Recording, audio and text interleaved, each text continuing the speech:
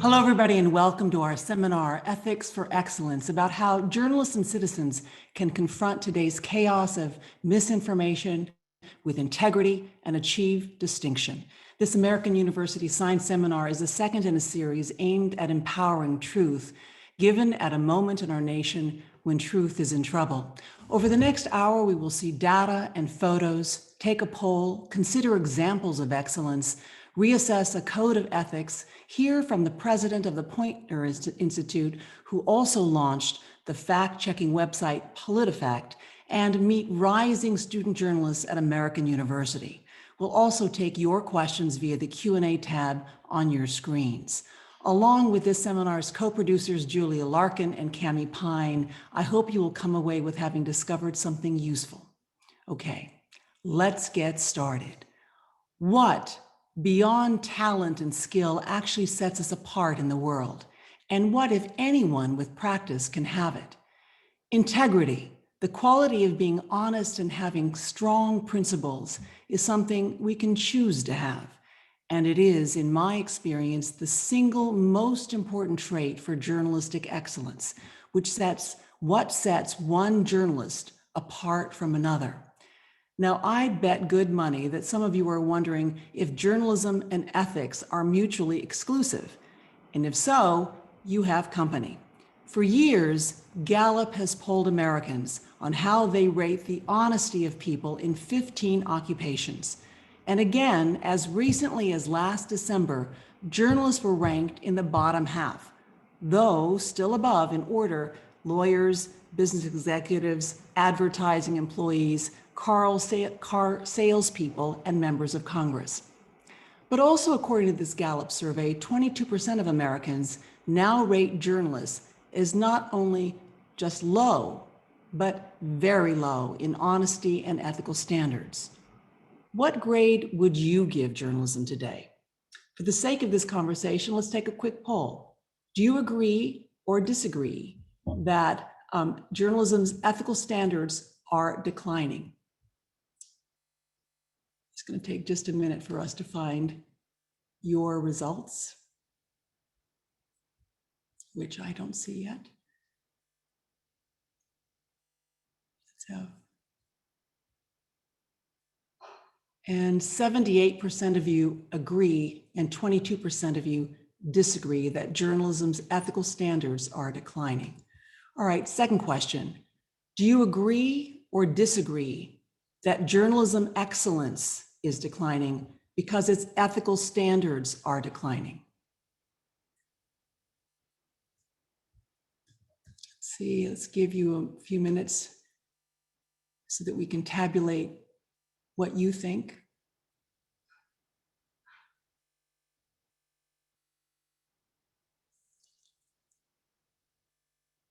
Okay, let's see. 79% of you believe that journalism excellence is declining because its ethical standards are declining, and only 21% of you disagree. Thank you so much for your view. It's good to know where you're thinking. It's interesting. If you want to talk about this some more in the Q&A, which follows my opening remarks, we can have at it. And seeing the results, this may open me up to some ridicule, but it was precisely because I admired the integrity of journalists that I wanted to become one. Journalists who had covered the civil rights movement, the Vietnam War, and Watergate gave me this idea that it could be a way to help people, which is exactly what I wanted to do. Since grade school, when I learned that there were people during the Holocaust who would risk not only their own lives, but the lives of their children to save vulnerable Jews, I wondered if I could be that kind of human being who could protect others. Which leads me to the story that the co-producers of this seminar have asked me to tell you about an ethical struggle some of you will likely judge I got wrong. It happened moments after I took this photograph of my news team while we were covering the 2006 Lebanon war.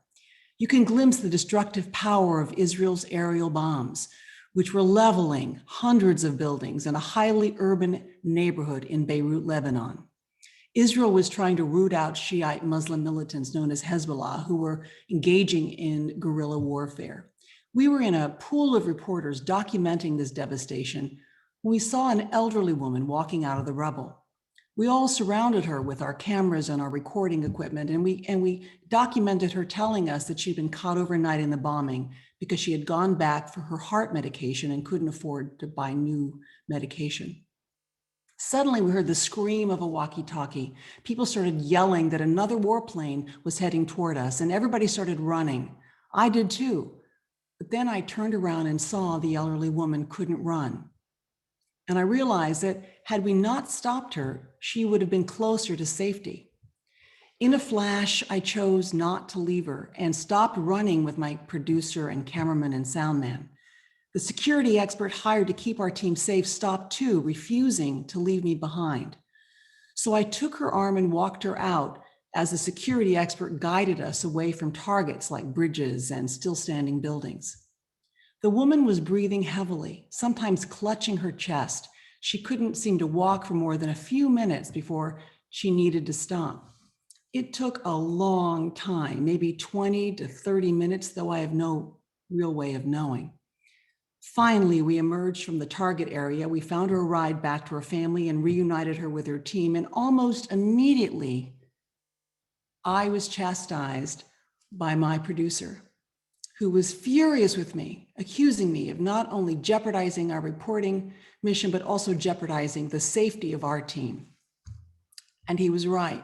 Our security expert had little choice but to stay with me.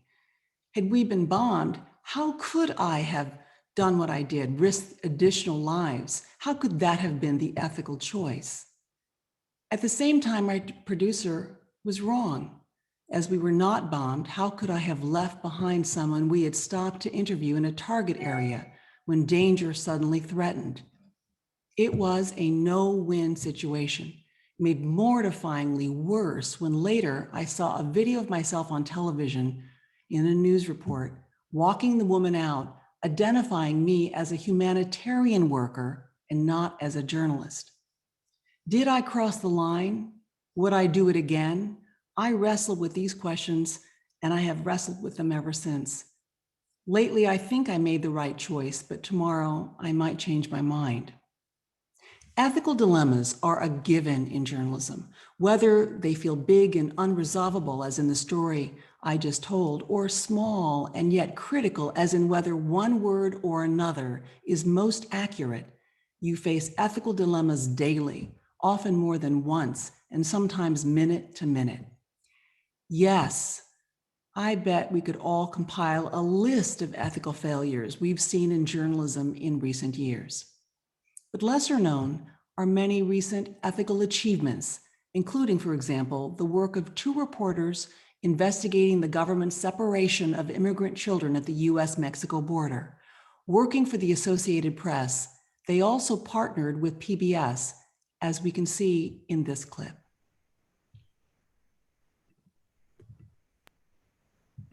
All handcuffed, and I started asking the cops, like, what's happening? What are they gonna do to us? He just told us that we weren't supposed to be here, and because we were illegal, Border Patrol was gonna come get us. As soon as I was in the back of the car, I just felt like everything was over.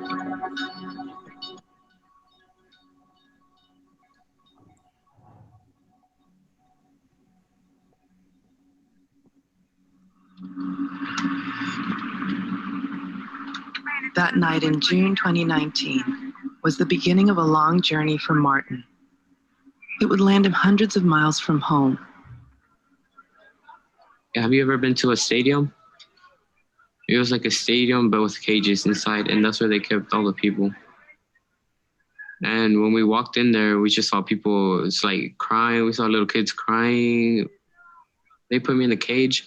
I was with around 12 other younger minors. I didn't really know what to think. I was like, is this prison or like, what is this? I kind of broke down. I didn't know what to do. He had ended up in a massive U.S. Border Patrol holding pen in McAllen, Texas.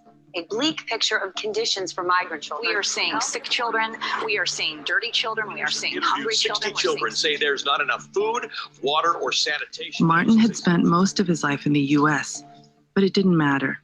Like tens of thousands of kids who had recently crossed the border on their own or had been separated from their parents, he was handed over to a federal agency, the Department of Health and Human Services. When a child arrives at the U.S. border, they are taken into custody by U.S. Customs and Border Protection, whose mission is to protect the security of the United States. They're not set up to take care of anybody. They then turn that child over to the U.S. Department of Health and Human Services, which is an agency whose mission is to take care of people. I've been reporting on the lives of undocumented people in America for the past decade. These kids are getting sent all around the country. With the Associated Press, we've been investigating HHS's detention system for migrant children. We're going to end up with sort of like a generation of migrant kids who are going to have this kind of lasting trauma. My partners at the AP, investigative reporters Garance Burke and Martha Mendoza, have been on this story for years. They obtained confidential HHS data showing where migrant children are being held and how many of them are in detention at any given time. What we found in our reporting is that never before had there been this many children held inside the government's network of shelters for migrant kids. The majority of those kids were in facilities with more than 100 or 1,000 other children. So mass facilities where psychiatrists say kids start to feel like just another number. HHS's own numbers now show that over the past year, nearly 70,000 migrant children have been held without their parents, more than any other time on record, and more than any other country in the world. The AP's Martha Mendoza and Garance Burke were awarded for excellence and ethics in 2019 for a series of stories, including the one you just saw, in which they fought for facts, reported with accuracy, and maintained empathy for the vulnerable. Their reporting also led to changes, awareness, then legislation. After one of their reports, the administration ended its policy of separating families. Another lesser known, also recent example of ethical excellence is a ProPublica Chicago Tribune investigation awarded in 2020 that found young children were being left all alone in what were called quiet rooms in schools for reasons that were against the law. This sparked an official review. We're going to drop links to both of these examples of excellence in the chat should you want to copy them and review them later. On one hand, journalism has an almost frightening power. It can not only illuminate or obscure, validate or destroy, it can shape the future and recast the past. On the other hand, journalists are fallible human beings, reporting about fallible human beings for fallible human beings. And it's so easy to get something wrong, a wrong word, a wrong quote, a miscontext or nuance, and so mischaracterize the truth. It is so easy that every journalist should tremble with humility. Now add to that today's tide of misinformation and disinformation, and the question arises, what principles can guide journalists, and all of us actually, who are now empowered to report, publish, and or amplify? How can we dependably make the right choice? You've likely heard about a journalism code of ethics, initially conceived in the 1600s, that has evolved into a kind of map, a guide to keep from getting lost. This code, in one incarnation or another, essentially tells us to be accurate, persistently checking verifiable facts, seeking verifiable facts, check, and double checking, attributing, looking for context to break through the barriers to truth, to be independent, beholding to no one, no government, no company, no other special interest, not even your own, and to hold people in power to account, to have humanity with compassion for the vulnerable and awareness of the consequences of your report before reporting it or publishing it or amplifying it, trying, if possible, not to harm. To be accountable, taking responsibility for your reporting, especially your mistakes, learning how to make less of them, and to be fair, seeking truth from all angles and reporting it even-handedly with detail and nuance, without prejudice or bias. What is happening to these principles? Can they, will they survive? And without them, is any reporting true journalism or some other media? Let's ask a true expert, Neil Brown, the president of the Poynter Institute, whose vast journalism credits include being editor and vice president of the Pulitzer Prize-winning Tampa Bay Times. He is also the person behind the fact-checking website PolitiFact. Neil, it's great to have you join us. Hi, Ann. Great to see everybody. Thanks for having me. What a great opening. You have laid this situation out for us beautifully. Well, I'm now going to hand you the baton. You know, what do you say about whether ethics is what separates journalism from other media, and whether these ideals, its ideals, can and will survive? So I think you've laid it out beautifully in what does separate journalism from a lot of other things, whether you call it an ethical value system, but you talked about fairness, humanity, empathy, accuracy. All of these things, I'll add, by the way, independence, which is a tough one to come by in these times. All of these things add up to a journalistic process of inquiry, a core honesty that sets journalism apart from a lot of other sources of information. Like you said, these principles go way back, but times change, right? And things evolve, and things get a little grayer, whether it's our evolution of society, technology, and I think it's really important that even as we support things like words like ethics and principles, that sanctimony isn't part of it. You mentioned the fallibility of both our audiences and ourselves as journalists. It's really important to understand we as journalists are trying to illuminate, was a word you used. We're trying to explain to people things they may not know so they can guide themselves, so they can make judgments for themselves and guide themselves, in our case, in a democracy or in their society.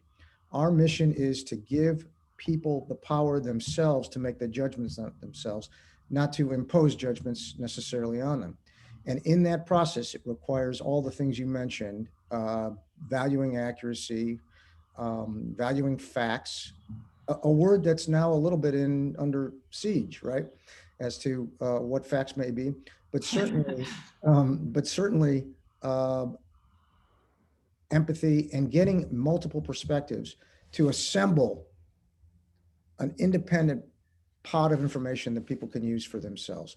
That's what's always set us apart. One of the things you hear now, because of the pace of technology and the power of the technology we have in our hands, you'll see people wave around their cell phones and say, with this thing, everybody can be a publisher because you can pass on information left and right. That may or may not be true, but I will tell you this, not everybody can be a journalist. There's a difference between just disseminating information and bringing some principle and rigor and transparency to the work. And that's what journalism is. Ultimately, the audience gets to decide for themselves what they believe, and we should get comfortable with that. Mm-hmm. You mentioned fairness. I'm wondering what you think about the current debate about whether fairness, aka objectivity, should be abandoned as an ideal, as it's rarely fully achieved, and it encourages journalists to make false equivalencies, to report both sides equally, even when both sides are not equal. Yeah, it's a great question that's going through newsrooms all over the country right now. I would say, I think like a lot of what we do, words matter. How you describe things, language matters a lot. So I think for some time we've known that there's no such thing as pure objectivity. We're human beings, we have feelings, we have identities. We bring a range of experiences, and we have a prism by which we see things. And to pretend that we can set all of that aside is probably not honest reporting, right? Now, impartiality is a different question, and having a process of inquiry where, along the lines you described earlier, that you are working as hard as you can to get all viewpoints in the reporting. How you present it is the second half of the puzzle, but you get all the viewpoints you can. Value the accuracy of the information that you're bringing to it. You use the word verify, re-verify, go through a process. And process sometimes is a word that gets kind of a bad rap, but we need a process. If you bring all of that and then are transparent with the audience, that to some degree is a very helpful and impartial process. That doesn't mean you have to set your own identities aside of the door, or objectivity should be abandoned. Maybe the word should be, but what we want is sort of a rigorous process of honesty in bringing you new information that you may or may not have. I think one of the things that's just sort of kind of got lost in the conversation, particularly in the last 4, 5, 6 years, and let's be clear, these debates have been going on for some time, and they predate the last 4 years, which there's a lot of framework because of the assault by the last administration on journalists and on facts, but it goes way beyond that. For most of what we consider good journalism, the examples you gave, when you think of the concept of illuminating things, journalism is at its best when it is telling you what you don't know, not trying to simply validate what you think you may or may know, or push a set of values on you as an audience member. And I think the examples you give of great ethical reporting are just that. They're still reporting, going out and finding out something and bringing it. In the old days, before we all had technology at a quick pace, the power of the TV work that you did and the newspaper work before, and even some of the early journalism on a digital site, was to take me, the audience member, somewhere where I couldn't go, to take me somewhere and get me new information. Now, I think the reason that those numbers you showed earlier, and the reason the audience rightly is questioning about the decline of ethics or the decline of excellence, is that too much of journalism has gotten polluted by simply a recycling of stuff we already know and may already believe, and we haven't gone to that illumination stage of something that's sort of brand new. The accountability journalism that the AP did on child separation, we wouldn't know it if it wasn't for journalists, right? I mean, that's where I think we can start to see, as long as those ethical principles are put in place, if we are focusing on bringing you new information you don't already know, rather than recycling some of the stuff that is getting debated back and forth, journalism's value, its excellence, and the belief in the ethics of it will increase. Mm-hmm. The struggle, though, of this idea of both sidism, Neil, though, is that because journalism is now having to move at such a clip now, so quickly, that there is a real problem with having enough time to check out all the facts, and so it's almost become a lazy way of reporting, or a fast way of reporting, just simply to provide both sides. I mean, how do you? And this can be hugely misleading, especially when both sides are really not. And in politics, we see this quite a lot. So could you answer the question directly about that, and whether we're still? I know everybody's debating it because we're still trying to figure it out.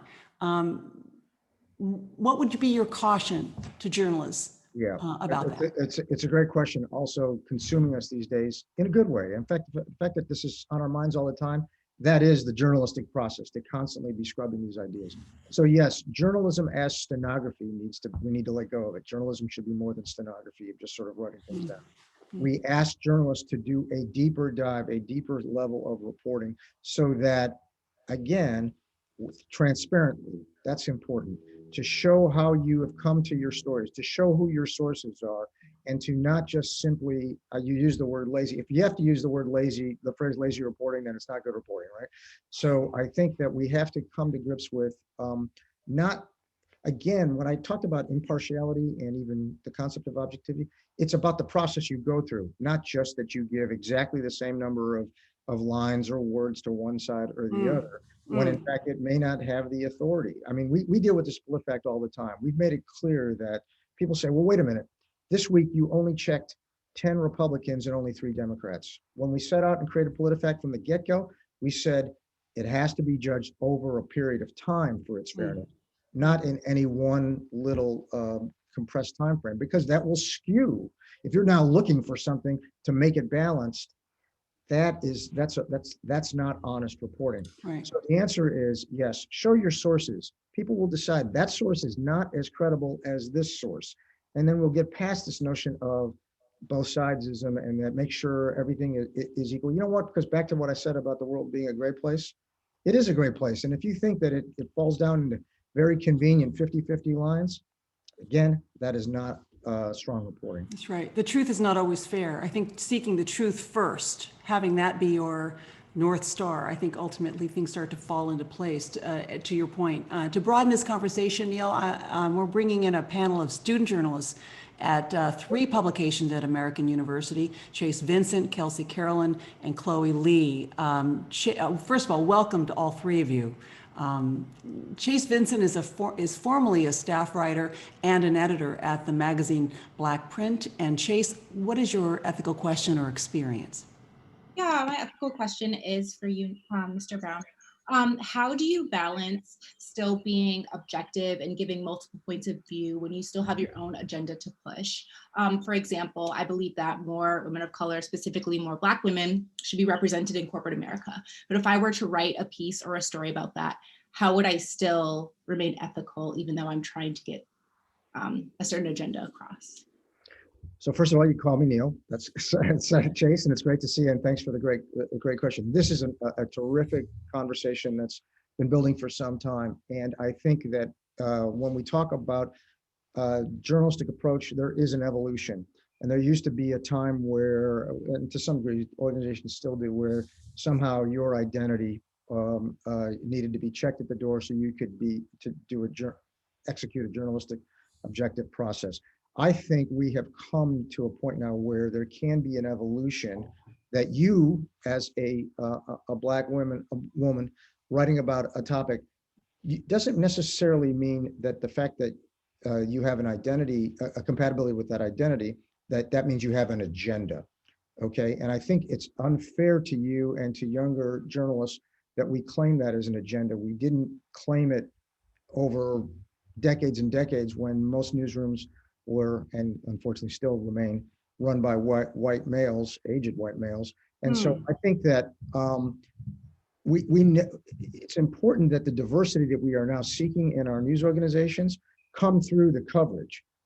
Now let's go back to the inquiry. If you, to do the story, only wanted to talk with people who agreed exactly with what you did, that could be no matter what their personal demographics are or their experiences, then you might have a report that you have to be honest about represents this one viewpoint.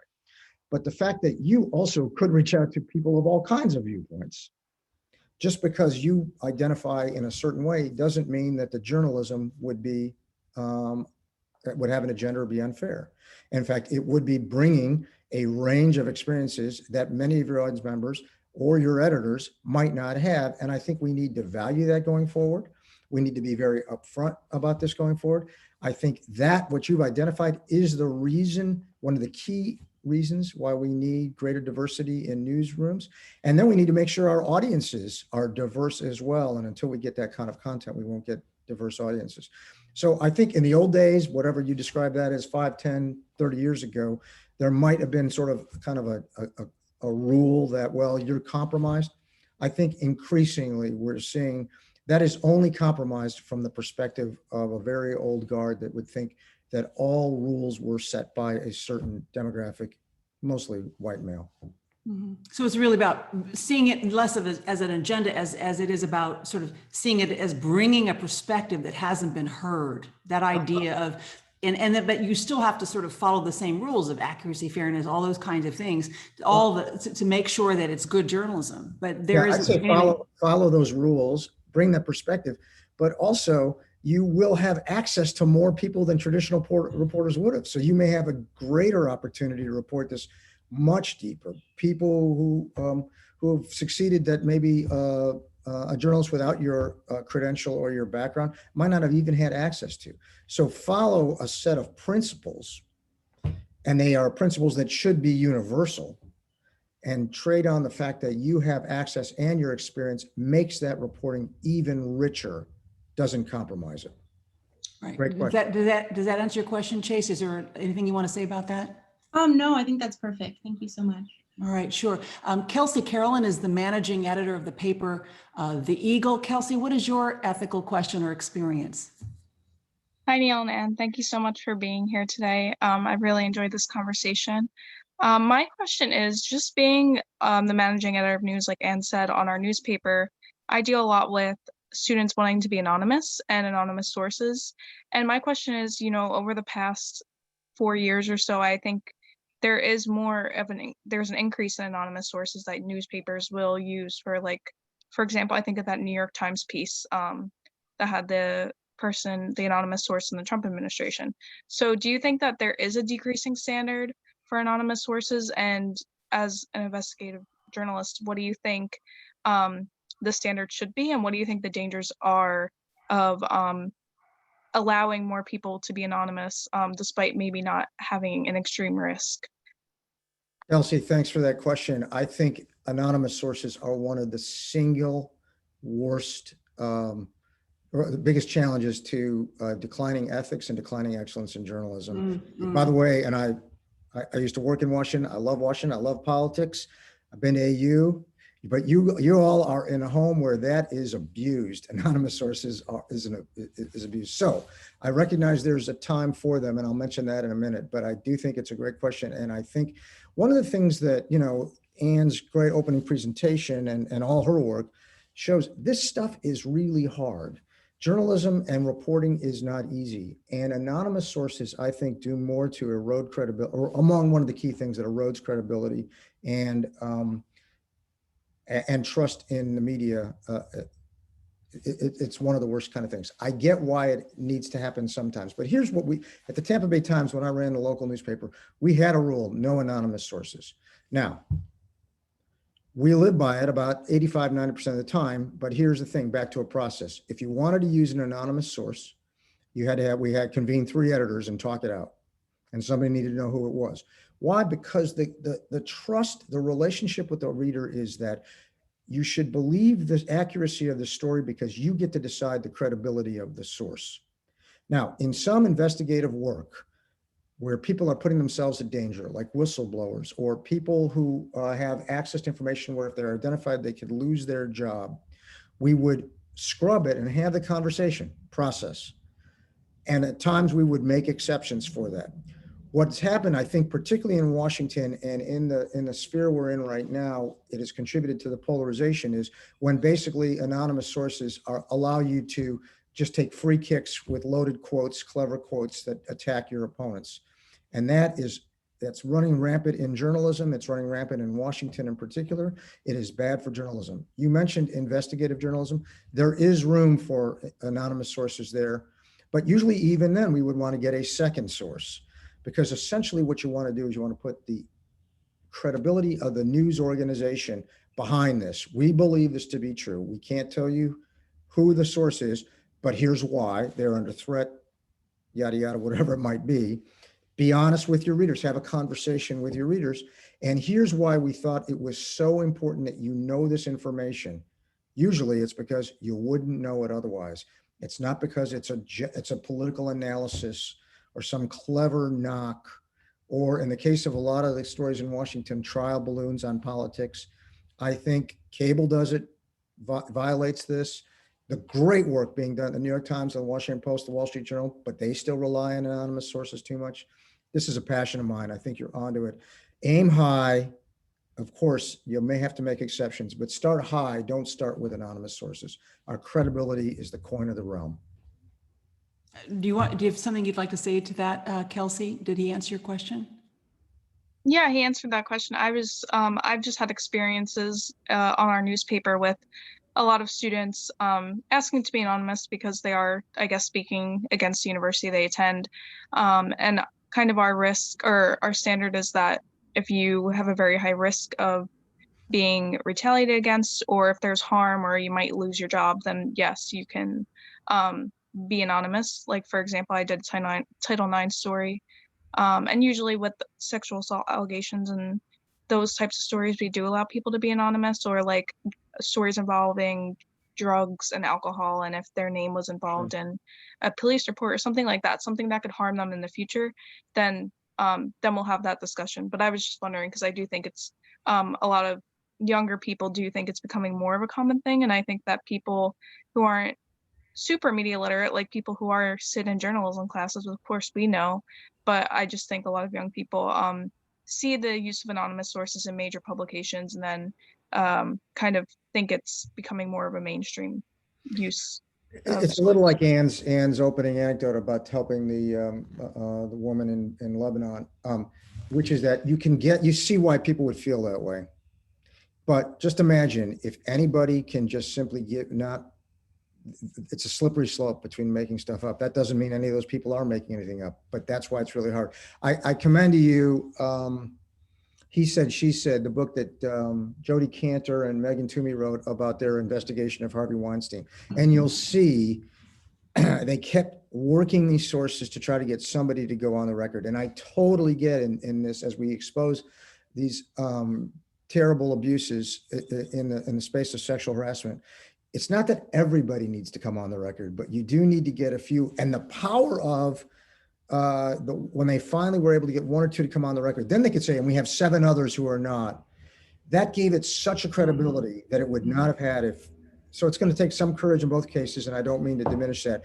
But sometimes the folks who want to go anonymous with your work, maybe it's not worth doing the story.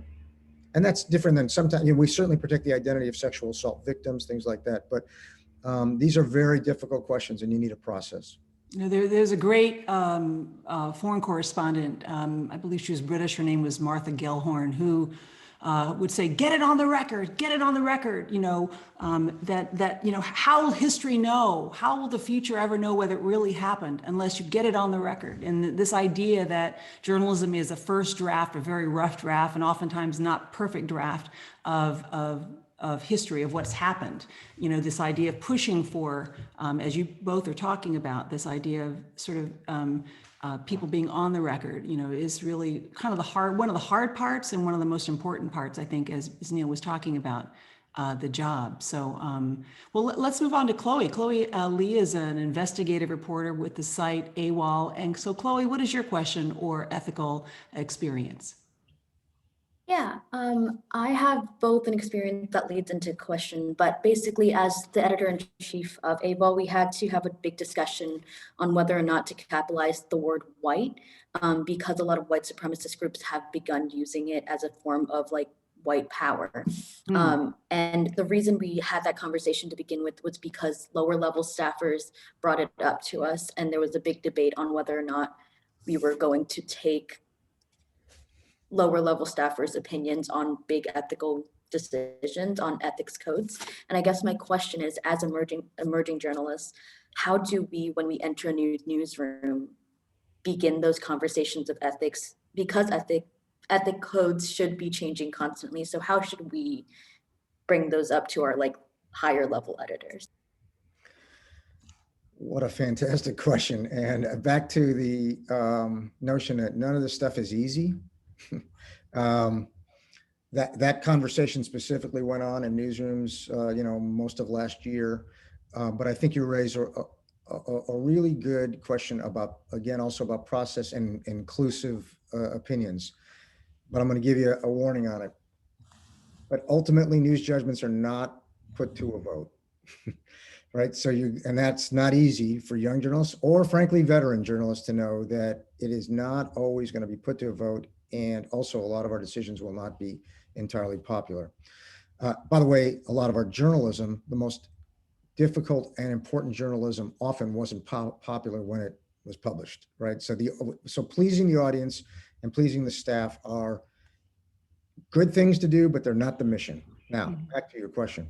In having a vastly more diverse and inclusive workforce, that's what I would call good reporting. And I would want to know what the rank and file thinks about questions of style, like capitalizing the B or the W, to using unnamed sources, whatever the rule, whatever the thoughts are, because you should be very, very comfortable hearing people's opinions. If you're not doing the kind of reporting that you need to do out in the world. And I think you can start in your own newsroom. You're going to have to remember too that people will have different preferences, and if the idea is we need to all have complete agreement, then that won't make us good journalists as well. For a lot of folks on the question of capitalization and race, things like that, there's been the sort of the default of the AP style book, and that was both helpful and a little bit of cover, because people would sort of say, well, let's wait and see what the AP does, and sort of see what's right for your news organization and for your audience, which is where I would take this conversation, which is too much journalism sometimes is all about the journalists, right? We need to talk more and more to our audience, and more, again, not necessarily to let the audience completely decide. You're going to have to make some difficult judgments along the principles that Anne laid out at the beginning. But more and more, you might include in the conversation, well, let's have a good conversation about why we don't do or don't want to capitalize the W the way we've just moved to capitalize B. Well, it's being misappropriated by white supremacists. That's a compelling argument. It's abused. It's not on the census as a formal W the way it might be. Whatever the conversations are. But then I would widen that conversation to include 10, 20, whatever, or a poll of your audience, just to find out, what does your audience feel about it? How can you connect with your audience? We will have to make tough, independent editorial decisions, but that doesn't mean we want to be arrogant about it, or we don't want to hear it. And one thing that Anne said, about the journalistic process, and you may do something and then over a period of time decide it doesn't work anymore and we need to change it. There's no sense in digging in on things that that can be adaptable. So I would enlist you want to create a conversation where people can feel comfortable speaking what they believe, but also include the audience in the conversation, and then sort of see where you come out. That would be a process. What do you think about that, Chloe? Yeah, I think in that sense, we were trying to make sure that our audience felt like, because we are predominantly white, or we wanted to make sure our audience felt comfortable with our reporting. And that's why we ultimately decided not to capitalize white. Yeah. Mm-hmm. It's interesting listening to you, Neil. I thought that was a great idea, because ultimately it goes to, I think, the idea that, and this is something I've always believed. I've not always said this to the people who pay my check over the years as a working journalist, but I've always believed that the best choice was really to focus on working for the public. In other words, your true boss are the people who are reading, watching, listening to your material. And if you do that, you're going to ask the right questions, make the right choices, because ultimately so what you just talked about was such a great idea. Why not, especially now with so many ways to do so, create not only greater transparency, but more of a dialogue with what the bosses need, what questions they have, what their perspectives are about the struggle to get the truth. Yeah, a lot of us, for many years, there was a sense of journalism, sort of eat your peas. We'll tell you, this is good for you, and here's here's what we found, and I think that's one of the biggest changes in the last 10 or 20 years, which is that you can connect with the audience much easier than you did before. Again, it's good to put up some sort of open, upfront understanding of the nature of the conversation, which is journalism isn't just crowdsourcing, right? Mm-hmm. But there is power in audience feedback. There's power in whether your stories work for you. There's power in the tips that they will yield for you. So I think the business overall has moved away from well-intended, but nonetheless somewhat arrogant standing to this can be more participatory, even as we bring our independent journalism values to the final decisions. For all our student journalists listening, I'm wondering, what advice would you give to them and others who are emerging, the next generation of ethical journalists, about how to make the best ethical decisions very quickly, given the pressures that we're facing today, to move at lightning speed? So there's a couple of components, I guess, that I would react to about that. So the power of speed is what makes it an exciting time. It's also what makes it a real challenge. And I think we have to I think the number one reason we sometimes cross what they call it, an ethical line, or simply get something wrong, is that we have confused speed. Well, confused isn't the right word. There's a collision between speed and accuracy, right? So if you were to actually take things like accuracy, empathy, fairness, independence, all of them, you kind of, I mean, they're all valuable, but nothing could really begin if it wasn't accurate, right? Because if it's inaccurate, well, then if you put it forth, that's unethical, right? If it's inaccurate, if you put it forth, then that must not be fair. You've confused me as a reader. If it's inaccurate, even if you mean well, it may be not empathetic to others. So I think everything starts with, as best as we can, getting it right. Now, that requires more inquiry, and that requires that despite the speed and the power of the tools we have, sometimes you have to back off and decide, if I can't get it right, I can't do it yet. And put that as sort of your value. So I think that if you're coming up, and whether you're an emerging journalist or a veteran, that has been a challenge because the business model in the last 5 to 10 years has put a real premium on speed.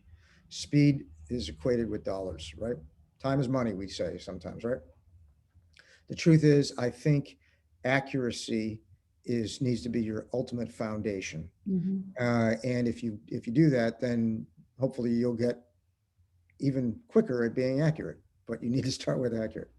I'd say the second thing for an emerging journalist to be ethical going forward is to get comfortable.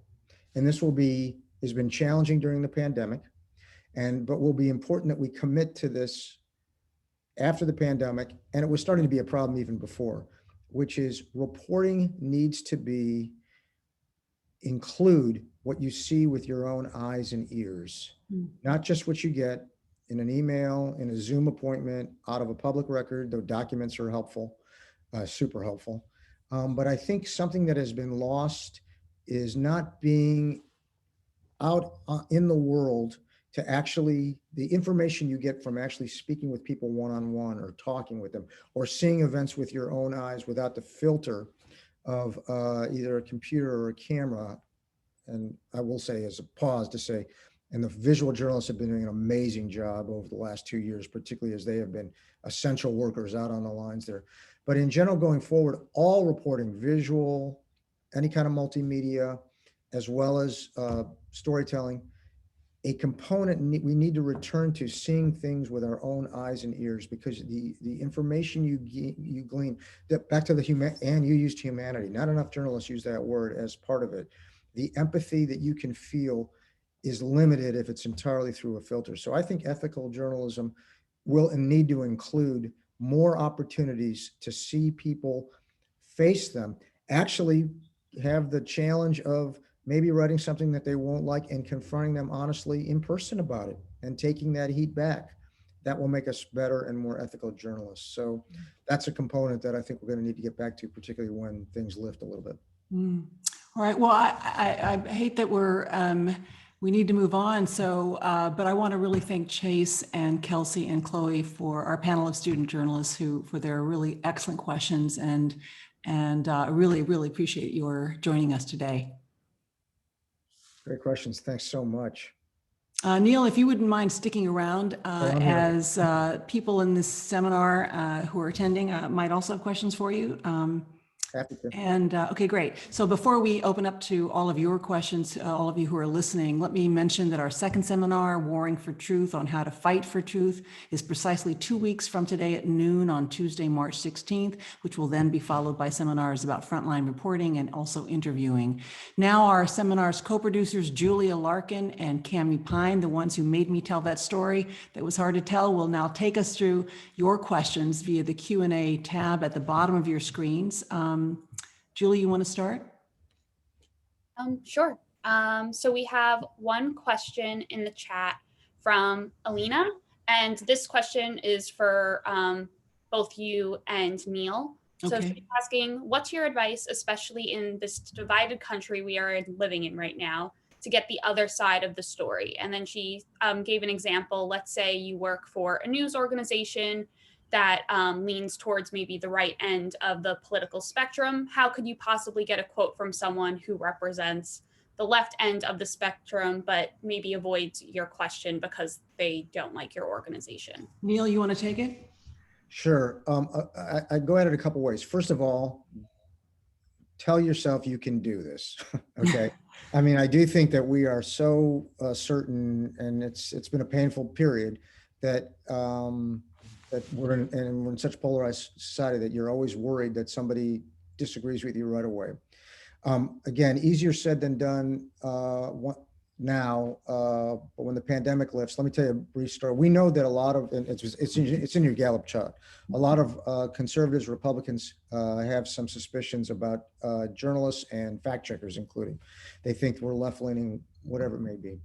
So we did a project, right, it was before the pandemic, but I think it gives you a window into things, where we went to 3 or 4 red states and spent a week, sent the fact checkers there, and convened in libraries, craft breweries, middle school, and in the local newsroom. And we said, here's how we do our process. Let's open it to them, bring them into the process, people from both the right and the left. And that face-to-face contact and people seeing all we went through to try to get it right, they were kind of like, well, I'm not still sure I agree with you, but at least I get a sense that you haven't made up your mind and you're trying to report on some kind of knowable fact. And it demystified things when you take this to a human level instead of like this formal, adversarial sort of level. So again, easier said than done in the middle of a pandemic. But what I would do is, I think it's a big world.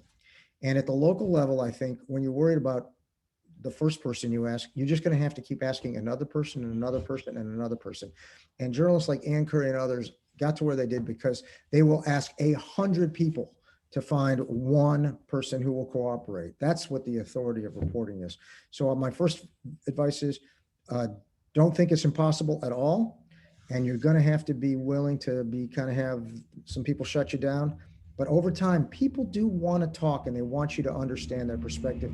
And if you come across as honest, genuinely empathetic and interested in their perspective, I think you'll have more success than you think. What do you think, Ann? I think that's a really great answer, Neil. I guess I would reiterate persistence is really a fundamental skill that you have to have. You just don't take no for an answer. But I think also I would add to what Neil said that cultivating not only sources of all kinds, but also cultivating a reputation, because you have earned a reputation for being a fair reporter, will cause people to recognize that that they can and should speak to you. I think that one other thing I would say too is that if there is a source who won't speak to you because of the reasons why that you just described, and you're just really having a hard time, I would say something like, isn't it time that we all began to hear each other more? I'm trying to create an opportunity now for us to hear each other, and I need to hear from someone with your point of view. And I'm asking again, would you please share? That would be, I would just come and be just very direct about dealing with the prejudice, the resistance. But that just augments what Neil already said. So that would be my answer. Cami, do you have a question? Yes, I do. Renee from the chat wanted to know, do you think that the 24/7 news cycle and social media are the key causes for the decline in journalistic integrity, ethics, and the public's negative perception of it? Neil, what do you think? I think they're a major contributor. Ann has heard me say this before. I actually think it started with 24/7 cable before social media, where what happens is it goes back to the business model. Even before really the explosion of digital journalism and social media, this need to fill time yielded content that I think was not originally reported, a repetition of storylines beyond they're almost disproportionate to their value. And I think that it started with that, and you can see it even now where I see panels of pundits. And let's be clear about something. Punditry is not the same as journalism, where people are offering their ideas, not rooted particularly in any original new information. They are incentivized to be provocative to fill because it makes good TV. And as a result, things get perpetuated as journalism or part of the media that really aren't journalism at all. And I think that has led to a perception and a decline. Social media itself is a powerful tool that advances. This is the irony about a lot of things in journalism. There's always a paradox, right? Thanks to social media, we have the power to have some of our journalism reach more people than ever before in faster ways, some of it profoundly good. The flip side is some of it profoundly bad, or not journalism, or that does not meet a certain standard of accuracy. You know, I see this on TV and you see it in social all the time. Like, I can't, somebody will post something, I can't, it's only a rumor, can't be confirmed, and then blah, blah, blah, blah, blah, right? And right, there was a day, and there should be a day when it comes to journalists, like, if it's a rumor, it can't be confirmed, then don't publish it. You don't do it. I'm sorry, it's painful. I know you want to be first. You don't have it yet. You can't do it. So these things have contributed to it. I think we have to find ways not to throw the baby out with the bathwater. The fact that we can reach so many more people. When I think of a lot of things like, well, I think it was, maybe it was New York Times that had it yesterday, but the actual photo of a woman talking to Governor Cuomo about her experience spreading on social media, that was a powerful example of, I'd like to see that. I'm glad to see it. Now, you want some context that the New York Times and others may be able to provide, but this is the power of the tools. The problem is too many people think that anything goes, and I think that's a problem. I concur with what you said, Neil. I think that in addition to the cable news media sort of providing what is described as journalism, but actually isn't journalism, right? It calls itself journalism, but isn't journalism, this sort of punditry stuff that we're seeing so much of now. It is also part of this economic problem that's happening to journalism, because it's cheaper to do that than it is to send a crew with a cameraman and a sound person to go out and document a story over time, go through all that tape, edit it down, or to send investigators or people to really do the research to actually come up with what you talked about, original reporting, something that actually illuminates, moves the story forward. I think that oftentimes when we have interviews with primary sources, a story can certainly be moved forward, but if we're choosing only the people who are going to shout the loudest from the extreme, then we are not going to move the story forward. We may move headlines forward, but we may not move actually the story forward. I think that you're absolutely right, but I think the question also seems to be, to what degree is this to blame for, if I heard you right, Cami, it's also to what degree is it to blame for the sort of the polarization of the country? And it is interesting to note, Neil, that the last time partisan journalism, partisan media, I would call it, I don't even want to call it journalism, partisan media was this pronounced, I think was in the mid 1800s, early to mid 1800s, leading up to the Civil War. That was also a time when America was really up against it with extreme partisan media, where reporting was from a point of view, usually oftentimes paid for by a political party. And we moved away from that. We seem to have moved back, not entirely, because there certainly are independent, nonpartisan sources of news and journalists who are acting independently. And I think the question now is, where will the pendulum swing? I'll add one thing, and you're right about that historical perspective. And hopefully things swing back and forth. So again, if somebody breaks something brand new, breaks a story that's brand new, I think it still has real power. And we should, the student journalists are working on investigations. I think it's really valuable. But I'll add to your point, Ann, that we don't talk about this much, but the citizens have some obligation to play here as well, right? I mean, I think democracy isn't easy. And we've seen it in the last few months about how fragile it can even be. But I think citizens have some kind of obligation to not just reinforce their own views, or to be willing consumers to at least have an open mind. And I think we're working more to teach whether you call it media literacy or just even in school, to get a sense that you as a consumer have some obligation to listen to some sources with an open mind, and maybe consider multiple different sources. Still get the power still rests with you to make whatever judgment you want to make. But I think we shouldn't shy away from asking the consumer or the citizen to take some responsibility as well. Okay, I'm going to interrupt our answering of questions just simply to say to those of you who need to go that we've been listening to Neil Brown, the president of the Poynter Institute, and we're just so grateful because he's had a career defending ethics and excellence in journalism. We're so grateful that he joined us today. And also we want to thank the Sign Institute and American University for inviting me to teach these seminars, and also to our student journalist panelists and our Empowering Truth team, which is led by Christina Barnes. And so for all of you listening, thank you as well for caring about the truth. And if you've got to go, then we'll see you again in 2 weeks, same time, same place. And Neil, if you can stick around, can we answer some more questions? I love it. This is fantastic, fantastic. Okay, so Julia, what's the next question? Yeah, so we have a question from Anna in the chat. This is kind of a big one, but a really important one as well. How do you balance your own personal moral compass with the code of ethics that's emphasized in your profession? Do you feel as though your personal ethics overlap with what's often expected of you as a journalist, or are you sometimes pushed to make choices in your position that you may not make outside of your profession? That's a good question. Neil, what do you think?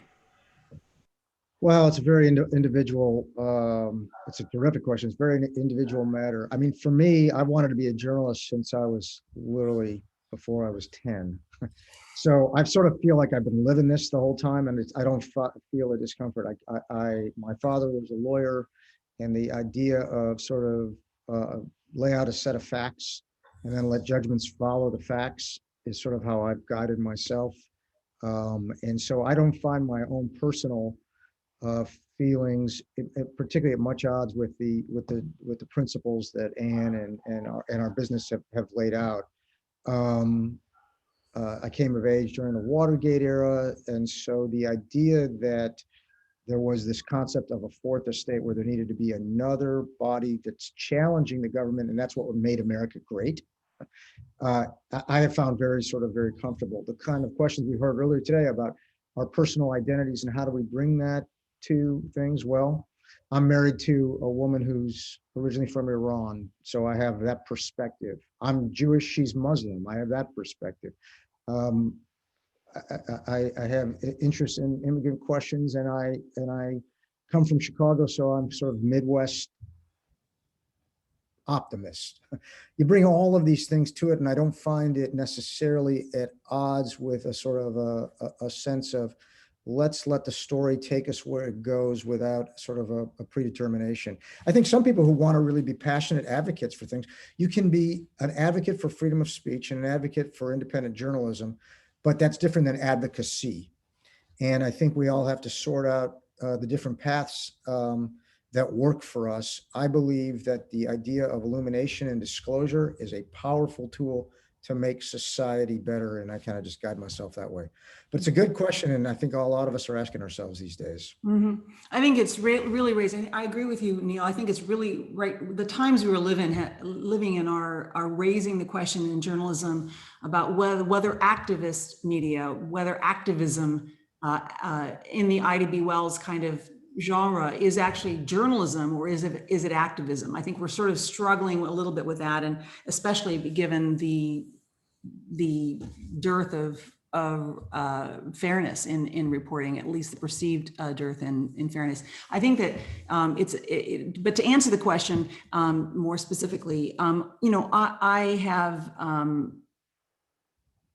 agree that all of the ethics, which ultimately a part of integrity, are easy for me to want to achieve, right? Accuracy, independence, all those things, fairness, all those things.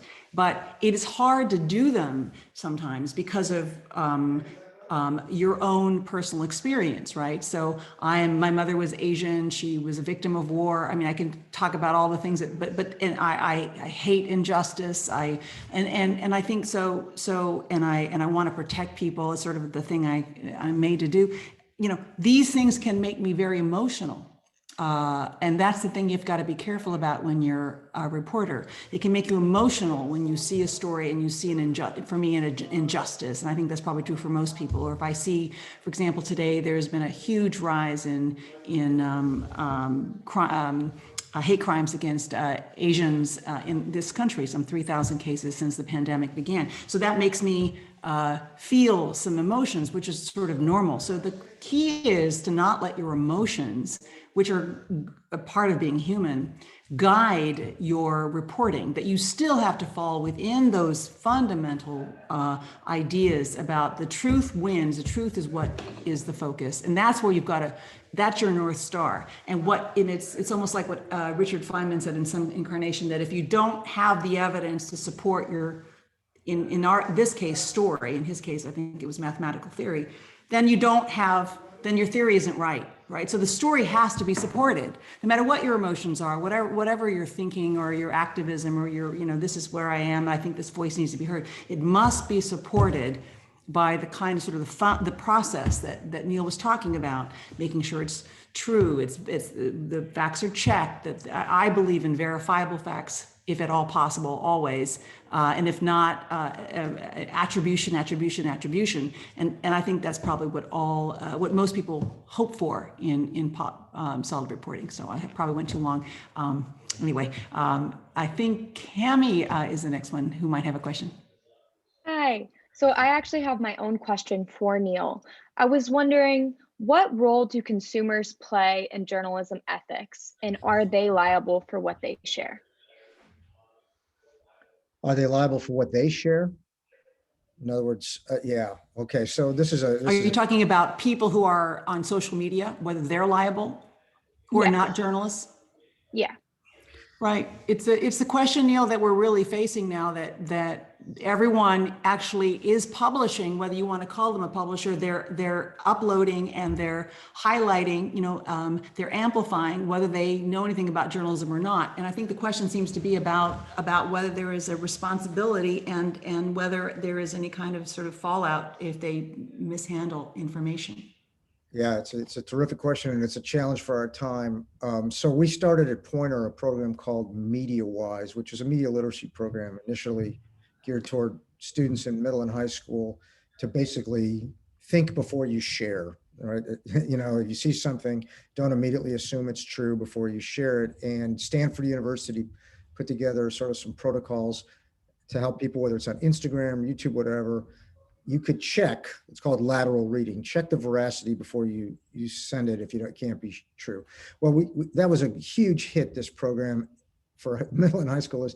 And immediately college campuses came and said, no, we need it. And then AARP came and said, no, we need it.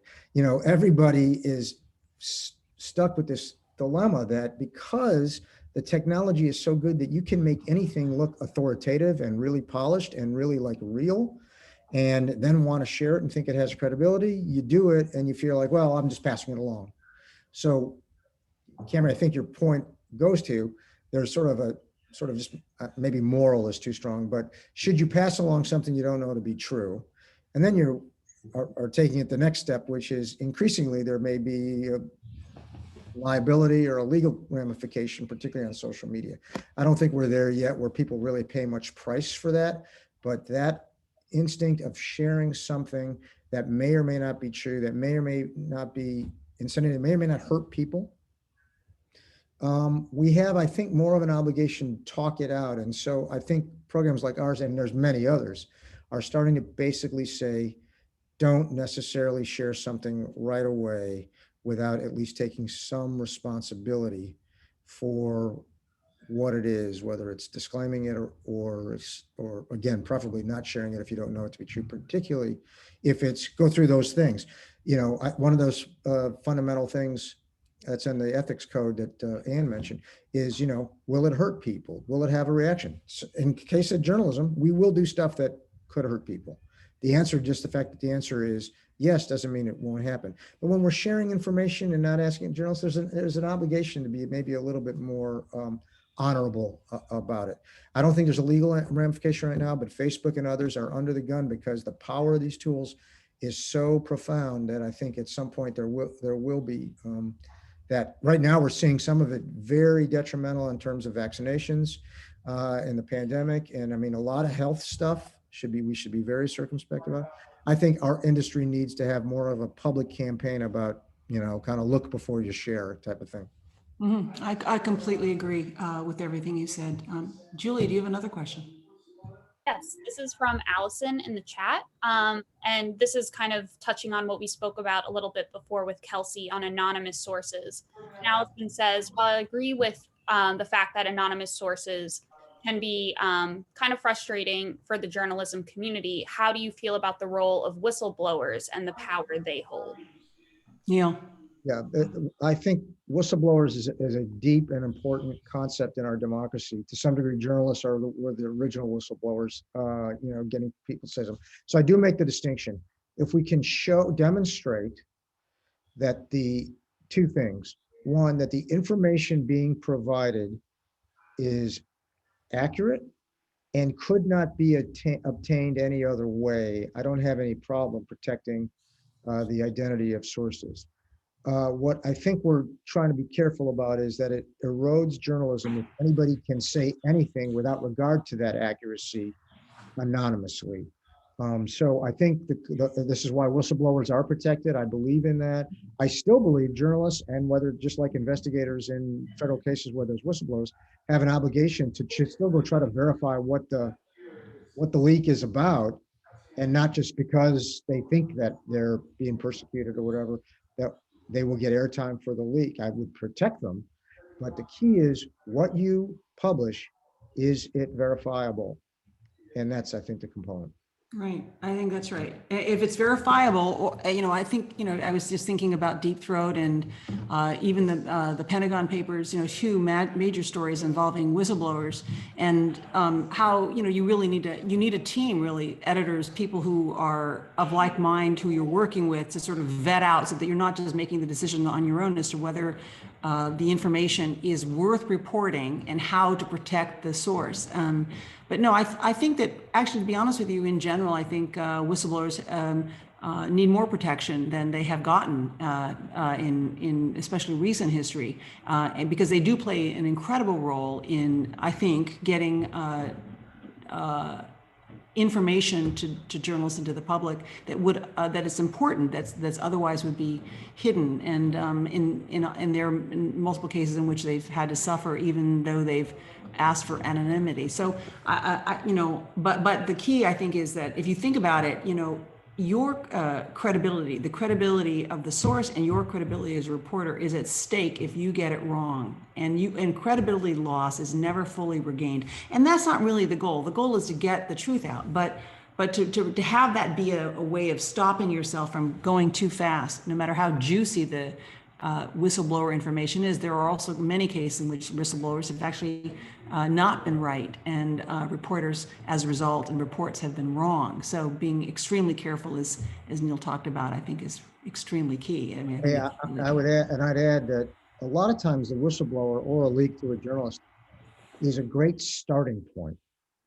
It's, it sends you in a direction. When you mentioned Deep Throat or things like that, Follow the Money, the Pentagon Papers, those reporters then use that information as a roadmap where to go to get it verified. So they play a huge role, but just the leak alone isn't usually enough. That's right. The Edward Snowden case, for example, in which teams of reporters at multiple news organizations sort of had to communicate, but also deal with their own systems of criteria in terms of whether to report this or not to report that, and how to manage that material. I mean, that really showed an example, I think was a good example of how, people have to sort of go through the process of what is right, what will not do harm, or is less likely to do harm as you assess what information move forward. So yeah, there are lots of these examples. And very good question. Julie, are you the next one that has a question? I believe it's Cami. Oh, Cami, go for it. Yeah, so Rosalie and Jonah both had a similar question in the chat, asking both about the benefit of reintroducing certain journalistic standards, such as the fairness doctrine or a fair use doctrine, that could help with fairness in the news. Do you think that this would be beneficial or harmful?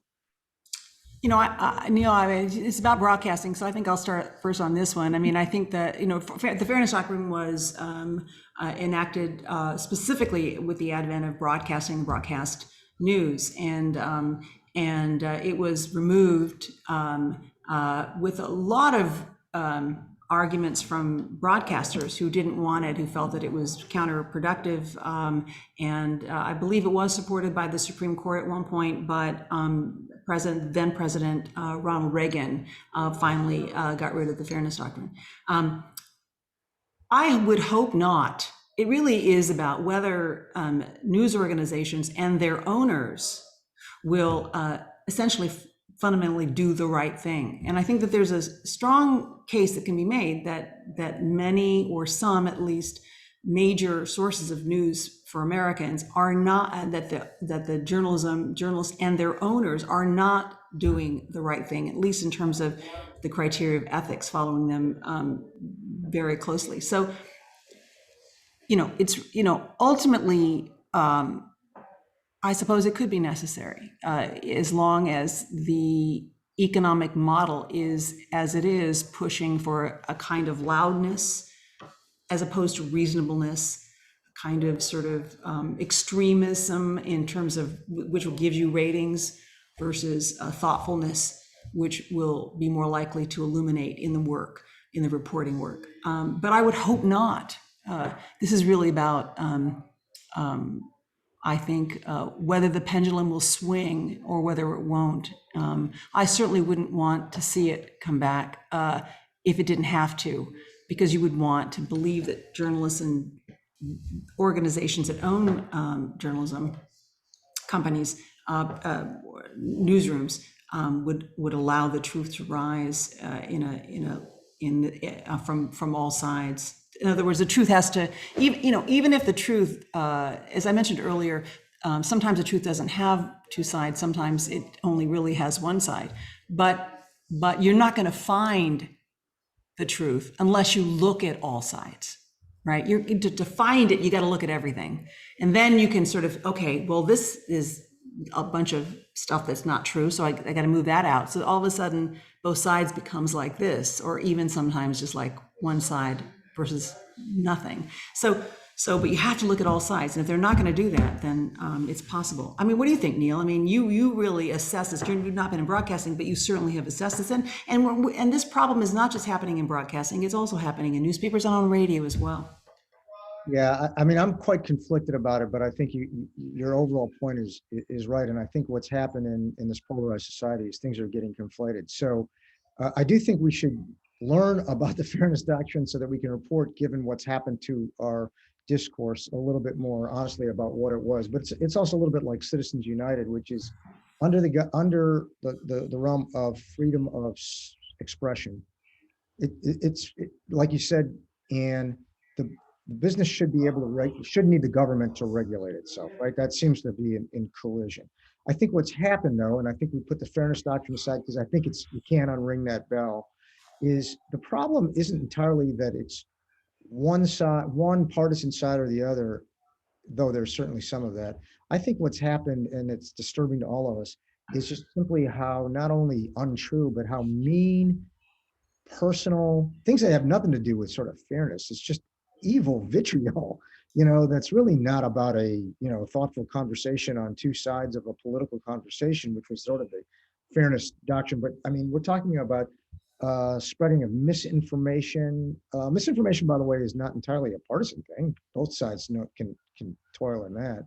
So trying to put in guardrails on fairness as opposed to stuff that simply has gotten so ugly, I think they're not entirely one and the same. And so I think to your point, Ann, it's a little hard now to put that back in place. When I talked about reporting on the Fairness Doctrine, again, it's clearly relevant now in social media circles where particularly conservatives feel that there's some backlash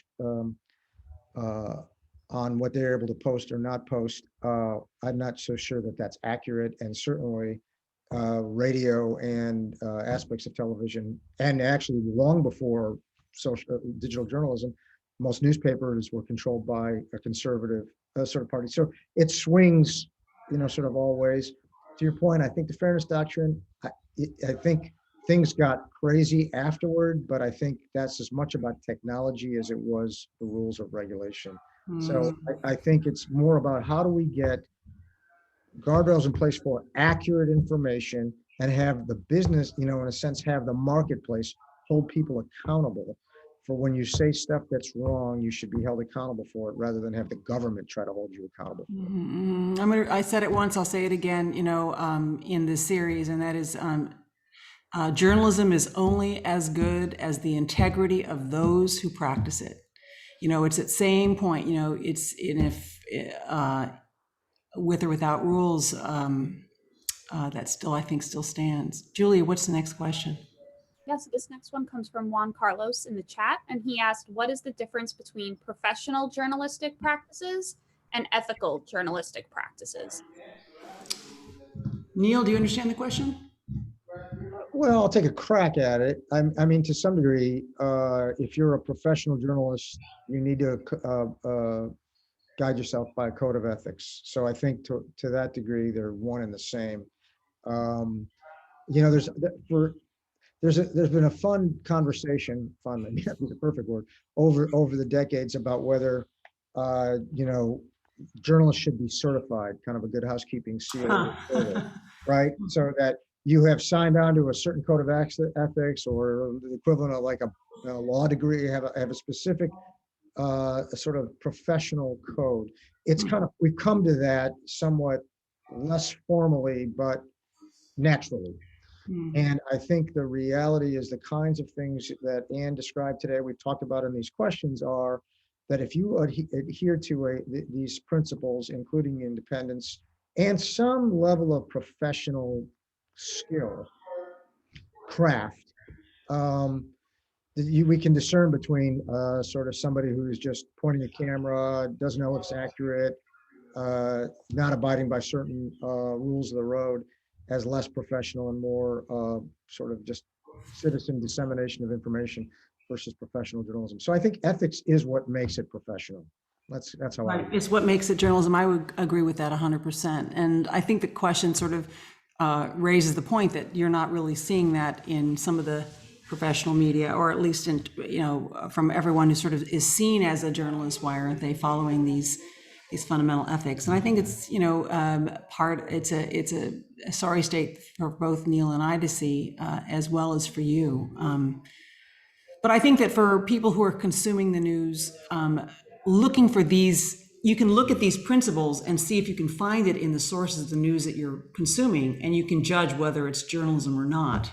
You see, these ideas of accuracy and independence and humanity and accountability and fairness, these ideals are what actually defines what is journalism and what is other media. And a lot of what you may see or may be consuming may call itself journalism, but it actually is likely not if it doesn't have this criteria. So I think the criteria is what makes it professional journalism, the criteria being the ethics. Cami, is there another question? Yes, so Jack and Emanuela both had a question from the chat. They wanted to know kind of what has happened to the media and journalism as a whole that has made it be perceived recently as more biased than in the past. I'll take a first crack at that if that's okay, Neil. I think that what's happened is that there was a conscious decision by, as Neil was talking about, cable television to go towards, and this came after radio had already moved in this direction, after the fairness doctrine no longer, when it was gotten rid of. After that, you saw the rise of this kind of talk, very partisan media in radio, and where you saw a lot of, especially conservative voices, really rising up in partisan radio. And this led to the rise of Fox and the rise of MSNBC turning from being a more straight news source to being a more opinionated news source. And what has happened is that, so you had the change in the law, but you also had the rise in competition. The internet, internet revolution we are now in the middle of, which is sort of throwing everything we're talking about in fast forward in this kind of real-time transition that we're going through right now. And these questions that we're talking about are actually changing and being debated right as we're speaking about them as a result.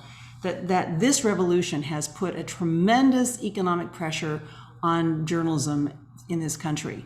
There are hundreds of newspapers that have died all across this nation because the old funding models have died. And the survivors in journalism are pushing really hard to be more competitive. And some have done really well in this kind of opinionated outrage kind of reporting that they are pushing. And so I think that the reason we have moved towards more opinionated media, partisan media, has been to some degree because it's been allowed, and to some degree, but to a larger degree because it is economically is less expensive, and it is where people, people are not, we're not made, I think, human beings to seek the quiet, thoughtful, reasonable person. We tend to hear better the one who's shouting and is furious, and that seems to be how ratings are working. That's my answer. Neil, what's yours? Do you have a better answer? No, I think you have it pretty spot on. I mean, there is this sort of collision between technology, well, maybe spurred by it, and our own individual lack of time and focus. There's been a fragmentation for our attention. And so as a result, I think people I need to know something much quicker and faster. And if it happens to go along with what I already believe, that saves me time. So I go back to some of it as a little bit of the citizen obligation to make time to think things through. And we're in an environment, and you described what is ultimately true. The economic models are such that getting your attention is more important than making you think, and that it's some is human, but I think that's a lot of what has happened to us. Julia, do you have another question? Yes, so this one is coming from Irene in the chat, and she wants to know, how do you find balance in wanting to report a story that's critically important to the safety and well-being of a community, say students, but it's a story that maybe be going against the university or the establishment in which you're reporting for? And how can reporting outlets on campus or anywhere else support the people coming forward and protecting maybe the university or establishment at the same time? No, this is an ethical challenge. Neil, you want to hit it? Well, listen, first of all, as somebody who my own time in the student press I went to the University of Iowa was profound for me. So keep fighting the fight. The reporting you're doing is critical, and it doesn't necessarily mean that the university is in some wrong or right, but big institutions need coverage. Big institutions need coverage, and they need it from you all. First of all, like we said earlier, original reporting takes time. You may feel the pressure that you need to get something done quickly before there's some kind of backlash, and I would try to resist that. I think what you want to do, again, is be transparent in your reporting, but let's be clear, student journalists have every much right as anyone to be asking questions. One thing I found over the years is to look for partners in reporting. So partner up with local news organizations or maybe other departments in the university. One thing the universities have a challenge, if you're reporting on a university, and hopefully the university itself has its own ethics, right? I recognize academia is a very political environment, as most institutions are. Big institutions need coverage, remember. Again, if you adhere to the kinds of standards that Anne put forth, meet with people, realize it's going to take time, listen to folks. First, maybe it's going to be off the record, but find a way to slow down the reporting, find documents where you can, and then when the time comes, be very open with the university about what you're doing. You don't have to hide it from them, because out of fairness, they're going to need to respond one way or the other. So these are sort of basics of reporting. I think you're going to be fine, but I do suggest maybe think about partnering with some other organizations. Recognize good reporting takes time. And if you're, and that truth is the focus, that means that making, if somebody's going to be mad about it, that's kind of part of life. I mean, holding, reporters should hold big organizations accountable. I think on that note, I want to also say that I think that it's now 1:30, so I want to make sure that we don't take too much of your time, Neil. But on that point, I think I just would like to add this, and that is that one, I think of the really positive parts of this dramatic change that we're experiencing with the internet, this revolution, and even despite all the negatives that we've sort of talked about that it has also brought. One of the positives, I think, has been that it has been a path, a way for journalists to be held more accountable. I mean, look, nobody likes it when we're told that we're not doing it right. Nobody wants that.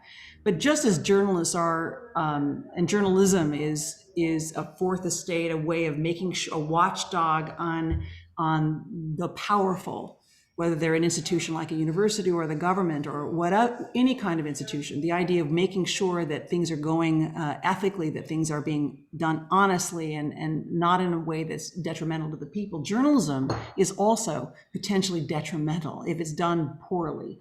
And I think that while it may be that journalists may disagree with some of the criticism, and certainly there's a lot of criticism that journalists probably should disagree with, but to hear it, to listen to it, to be open to the possibility that we're wrong is a part of now, I think, something that I think journalists are having to learn. We need a tougher skin, Neil. We need to be tougher about not only tougher in terms of being able to hear criticism, but listening and assessing. And maybe we need, as you talked about, collaboration with other journalists to make sure that we're, because this is a job in which you never stop learning to get better at. You never stop. There's always something that you're constantly learning about how to get better, because you're dealing with people's information that can help people or not help people, sometimes very personal information, personal stories, and the ethical challenges are constant, and they can hurt.